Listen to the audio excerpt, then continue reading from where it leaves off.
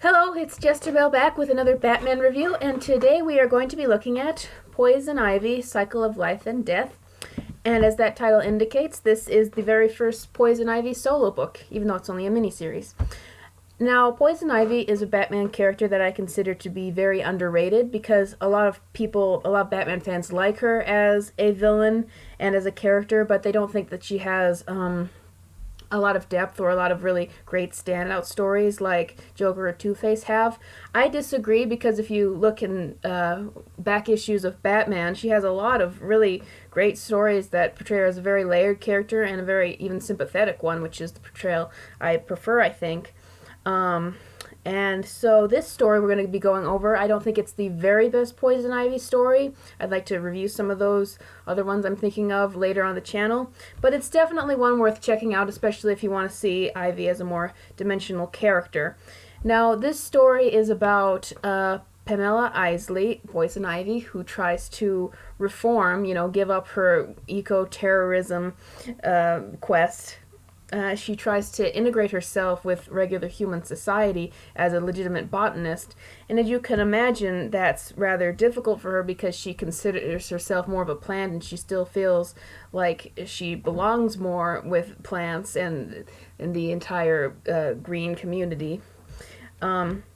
So it becomes kind of a very good character study of her as we see her in her thoughts. She's not really portrayed as insane so much here.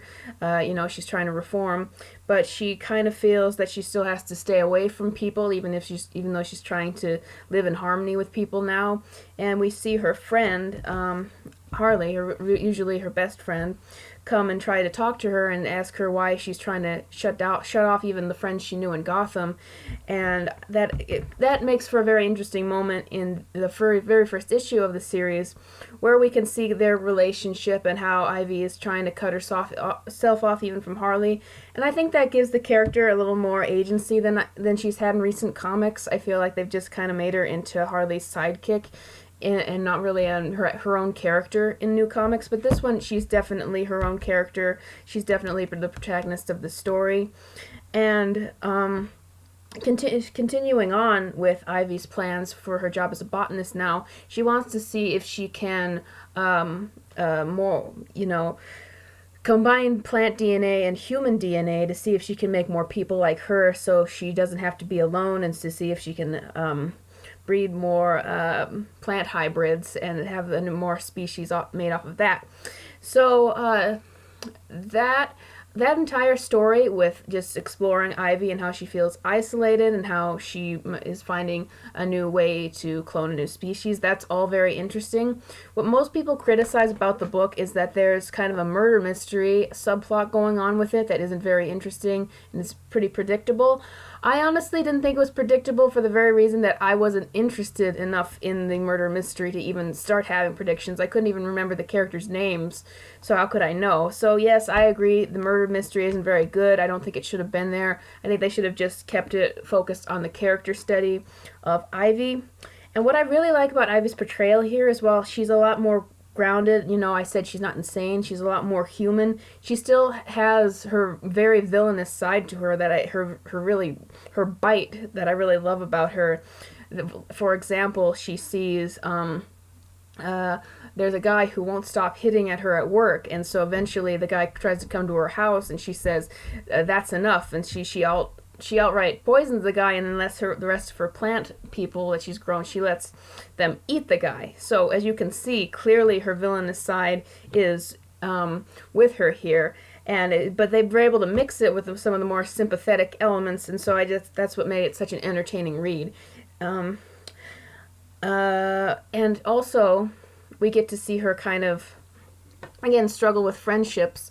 She meets a guy who she actually finds out he doesn't eat plants because of his certain religion, and that was interesting to see her react to another human kind of with her feelings that plants shouldn't be eaten.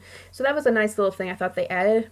Catwoman also appears later in the third issue, I think, and it's interesting to see their dynamic. Again, it all plays into the idea that Ivy feels that she can't have any human friends because that's not who she is, and it makes her kind of a really sympathetic character, and kind of just one you pity a little bit, even though she does things that are really terrible.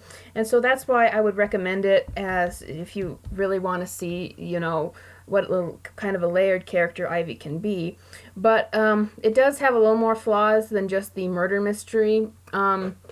Once we get to issue 4 and we meet Ivy's plant children, it kind of goes off the rail and we kind of forget the character study that it was. And then we have kind of a resolution for Ivy at the very end that felt very rushed, that we kind of forgot about, because we kind of forgot about her progression in the story and just, kind of went off balance. But, and then it has an ending which is never really resolved. They make, I'm going to have to spoil it right now. They make Ivy's children go off and try to find their own way, and it's indicated that they're going to return to it sometime, but it never was. I'm assuming because, unfortunately, with all the pushing of the book, this did not sell that well. It ended with like 20,000, which isn't horrible, but it's not enough to convince DC to give Ivy a solo book, I don't think. And I don't think that she necessarily needs a solo book, but I would like to see more Poison Ivy material out there where she's her own character, and to keep that balance. Keep her more of a villain. I don't really think that, because I like her sympathetic, but I don't really think she should be an out and out hero. Lastly, I want to talk about the artwork. This story introduced me to the artwork of Clay Mann, who just does absolutely brilliant pieces of art. Just, it looks so realistic and just so lovely artwork, which especially goes well with Poison Ivy. So the artwork is just like, if you were going to check, even if you didn't care for Poison Ivy, check it out for the artwork alone. Unfortunately, he leaves again halfway through, and that's also, I think, another thing that helped the story to go a little more downhill. But again, just the artwork and the overall character study with Poison Ivy, I would recommend checking this out. I give it a solid 7 out of 10, which means it's not the best story ever written, but it's one definitely worth looking into. If you're a Batman fan, if you're a Poison Ivy fan, or if you just have someone recommending it to you if you don't think that Poison Ivy is that great a character, check out this book. And yeah, I think that's all I have to say about it today. Thank you for watching. Please stick around for more videos in the future. Bye!